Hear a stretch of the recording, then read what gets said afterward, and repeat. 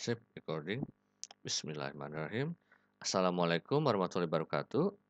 Oke, pada pertemuan kali ini, perkenalkan nama saya adalah Rizky Aditya Surya Pratama atau biasa disingkat SP, SSIMT. Lalu untuk video materi kali ini yaitu mata kuliah Kalkulus 2 atau disingkat K2. Di pertemuan ketujuh ini saya akan menjelaskan mengenai fungsi dua variabel atau bisa dikatakan multivariable function. Ya, fungsi yang lebih dari satu intinya seperti itu ya. Jadi, karena ini materi yang cukup rumit dalam kalkulus, ya untuk penjelasan awalnya, mari kita tonton dulu video singkat ya mengenai multivariable functions ini. Sumbernya dari Khan Academy YouTube channel. Oke, mari kita tonton saja dulu video singkat ini.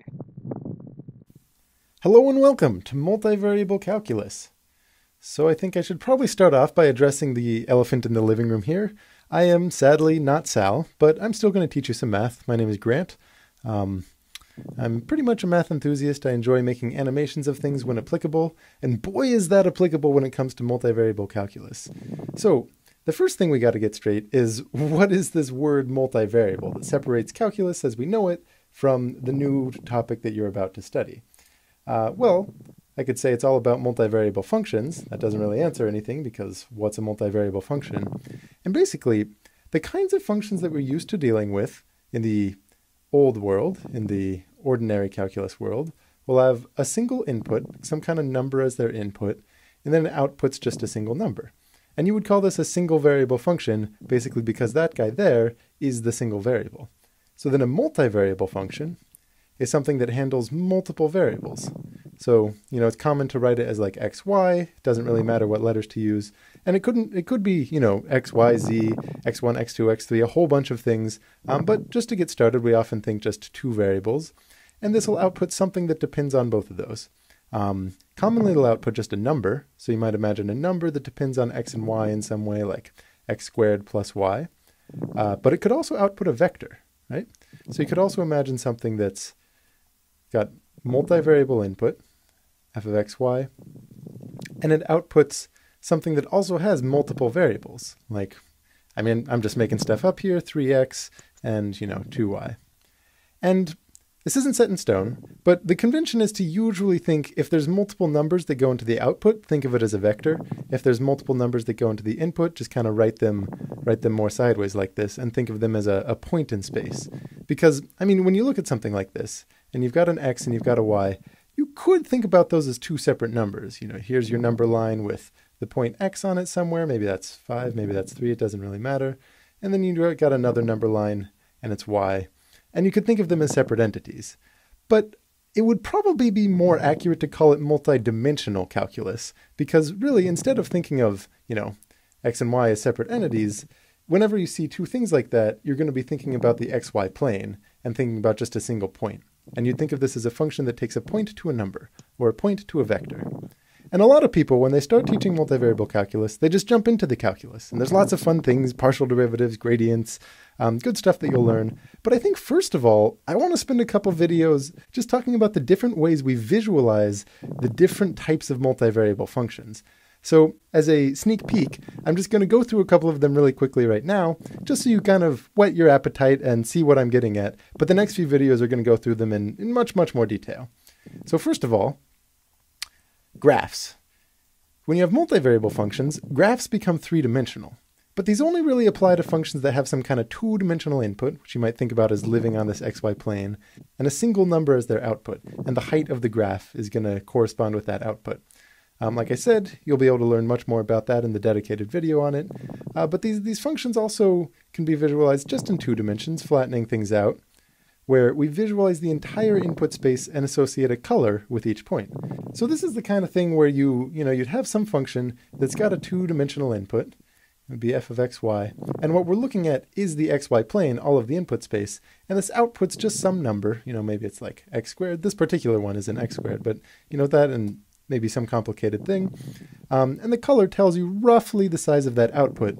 And the lines here, called contour lines, tell you which inputs all share a constant output value. And again, I'll go into much more detail there. These are really nice, much more convenient than three-dimensional graphs to just sketch out. Moving right along.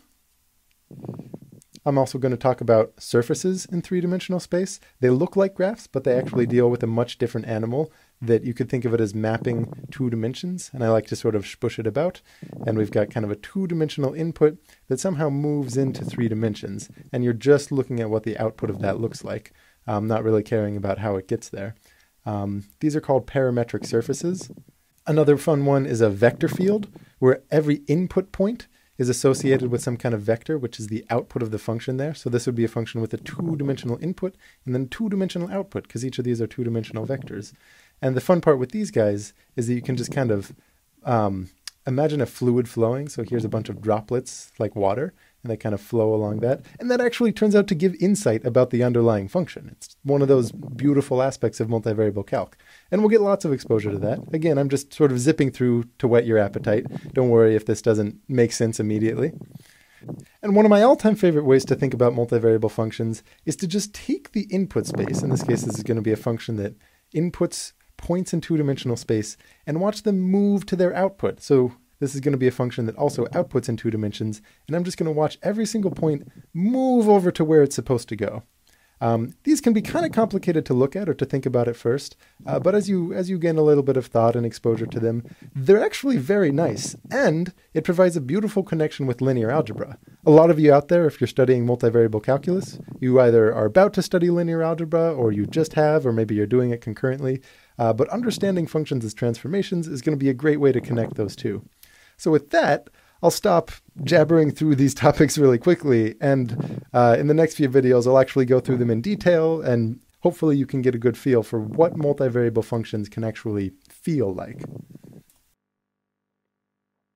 Oke, kira-kira seperti itu ya video singkat mengenai multivariable functions atau fungsi dengan variabel lebih dari satu. Jadi kompleks karena dengan menambah satu variabel saja, dengan yang sebelum-sebelumnya mungkin hanya satu variabel, fx sama dengan x kuadrat, dengan tambah satu variabel y, atau misalnya lebih dari satu x, y, z misalnya ya, ada 3 variabel, itu semakin rumit terutama di grafiknya. Karena mulai penggambarannya secara 3 dimensi, 3D gitu. Kira-kira seperti itulah kerumitannya, yang mungkin lebih jelas setelah melihat video barusan. Oke, saya masuk ke materinya, itu mulai dari definisinya dulu. Yang pertama mengenai fungsi 2 variabel ini. Jadi, fungsi f untuk 2 variabel adalah suatu aturan yang memasangkan setiap bilangan real di mana ada 2 variabel x, y di himpunan D secara unik yang digambarkan dengan notasi f, x, y gitu ya. Himpunan D ini disebut dengan domain atau daerah asal dari f. Dan himpunan semua bilangan yang dipasangkan oleh f disebut range atau daerah hasil. Jadi bisa dinotasikan seperti begini. fxy di mana xy anggota dari D atau domain ini. Nah, selanjutnya itu akan selalu tulis z sama dengan fxy. Z ini untuk menunjukkan nilai hasil pemetaan f pada titik xy, di mana variabel xy ini adalah variabel bebas atau independen, sedangkan variabel z ini adalah variabel terikat atau dependent. Itu kira-kira beberapa definisi mengenai fungsi 2 variabel. Supaya lebih jelas, saya masuk ke contoh saja ya, supaya lebih ke gambar gitu. Contoh 1 untuk fungsi 2 variabel.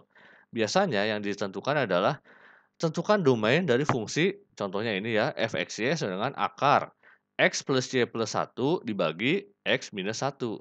Lalu kita disuruh juga untuk menyelidiki titik 3,2. Oke, jadi tentukan domainnya dan juga selidikilah di titik 3,2 ini. Nah, kira-kira seperti ini kalau diselesaikan. Ini untuk grafiknya saya simpan di sini ya, tapi penyelesaiannya, ya karena kita sudah dapat poinnya di 3,2, kita masukkan f 3,2 sama dengan akar 3 plus 2 plus 1 per 3 min 1 sama dengan akar 6 per 2. Jadi f di sini terdefinisi apabila x tidak sama dengan 1. Kenapa? Kalau tidak sama dengan 1, kalau x sama dengan 1, jadinya tidak terdefinisi. 1 minus 1, 0. Karena misalnya sesuatu bagi 0 jadinya tidak terdefinisi. Makanya di sini ada titik-titik ini di sininya.